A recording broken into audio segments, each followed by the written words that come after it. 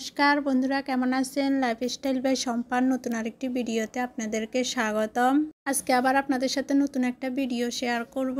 আশা করি আপনাদের ভালো লাগবে। আর প্রথম থেকে শেষ পর্যন্ত আমার ভিডিওটা দেখেন আর আমার পাশে থাকেন। আর কোথাও যদি ভালো লেগে থাকে তাহলে একটা লাইক কমেন্ট শেয়ার করে প্রতিদিনের মতন আজকেও আমি আমার রান্নাঘর দিয়ে আপনাদের সাথে ভিডিওটা শুরু করতেছি। সকালবেলা ঘুম থেকে উঠে গেছি আর উঠে যে রান্নাবান্না করা শুরু করে দিছি।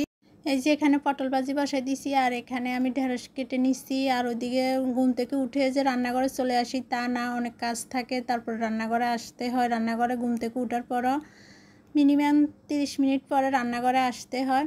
আর এই যে এখন আমার পটল ভাজিগুলো হয়ে গেছে। আর উচ্ছ্বাসের তো সকাল 8টা থেকে 10টা পর্যন্ত পরীক্ষা, তার জন্য আমার কী যে কষ্ট হয়ে যায়। আর এই যে পটল ভাজিগুলো হয়ে গেছে, এখন ঢেঁড়স ভাজি বসাই দিছি। আর ওইদিকে উচ্ছ্বাসকে ডেকে তুলতে হবে।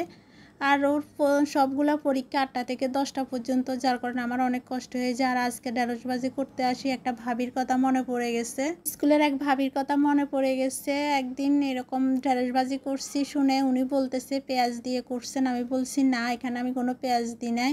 আর ভাবি তো শুনে অবাক হয়ে গেছে, পেঁয়াজ ছাড়া কীভাবে ঢেঁড়সবাজি করছেন, এবার এটা খেতে কেমন লাগছে। আমি বলছি ভাবি আপনি একদিন খেয়ে দেখেন, পেঁয়াজ ছাড়া ঢেঁড়সবাজি খেতে অনেক ভালো। আমার তো মনে হয় যে পেঁয়াজ ছাড়া ঢেঁড়সবাজিটা খেতে বেশি ভালো লাগে। ভাবি তো আমার কথা শুনে অবাক হয়ে গেছে, বলছে পেঁয়াজ ছাড়া আবার ঢেঁড়সবাজিও হয় নাকি। আমি বলছি আপনি একদিন খেয়ে দেখবেন, অবশ্যই ভালো লাগবে। আর এই যে আমার ঢেঁড়সবাজি হয়ে গেছে, এখানে আমি মাংস বসাই দিচ্ছি। আর আজকে শুধু এগুলোই রান্না করব। আর ওদিকে স্কুলেরও সময় হয়ে গেছে, সে পরীক্ষা তো, যার কারণে একটু তাড়াতাড়ি যেতে হয়। 8টা থেকে পরীক্ষার কারণে বেশি সমস্যা হয়ে গেছে। আর পাশের চুলাতে আমি ভাতও বসাই দিছি।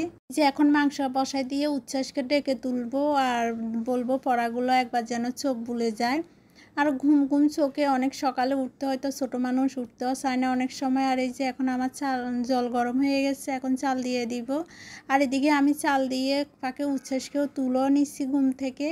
আর ওকে মুখ টুক ধুয়ে দিয়েছি। এখন বলছি একটু পড়াগুলো আর চোখ বুলে নাও, না হলে তুমি পারবা না। আর ওইদিকে উচ্ছ্বাস পড়া দেখতেছে আর আমি তাড়াহুড়া রান্নাটা শেষ করে নিতেছি। অতিরিক্ত গরমের কারণে বাসি রান্না খেতেও ভালো লাগে না, না হলে রাত্রেবেলা রান্নাটা করে রাখতাম। আর আমাদের ঘরে কেউ বাসি রান্না খেতে চায় না, আগের দিন রান্না করে রাখলে রান্না খেতে চায় না।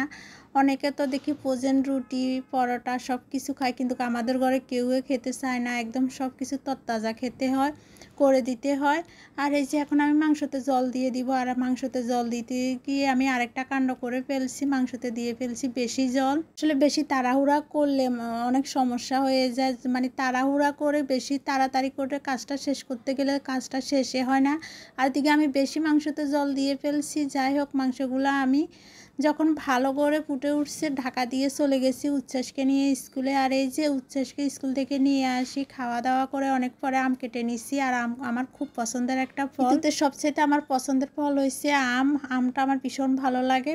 আর এই আমগুলো আমাদের বাড়ি থেকে নিয়ে আসছে, আমার বাবার বাড়ি থেকে। আর এই যে আমরা এখন দুপুরে মা ছেলে খেতে বসছি। দুপুরবেলা শুধু আমরা মা ছেলে শুধু ভাত খাই, ওরা টাপুরের বাবা তো বাসায় থাকে না, যার কারণে আমরা মা ছেলে প্রায় দিন দুপুরে একলা, মানে আমরা দুইজনে ভাত খাই। আর এই যে বিকালবেলা টাপুরের বাবা আসতে এখানে নিয়ে আসছে তালের শাঁস। আর তালের শাঁস খেতেও কিন্তু ভালো লাগে, এই কারণে আমার গ্রীষ্ম ঋতুটা ভীষণ পছন্দের, সব মানে প্রিয় ফলগুলা খেতে পারি। আর এই যে এখন আমরা তালের শাঁস খেতেছি সবাই মিলে। আর আমার বাবার বাড়িতেও কিন্তু প্রচুর তাল হয়। এখন আমরা সবাই মিলে তালের শাঁস খেয়ে নিব। আর আমার ভিডিওটা কেমন লাগছে অবশ্যই কমেন্ট করে জানাবেন, আমার পাশে থাকবেন। সবাইকে ধন্যবাদ।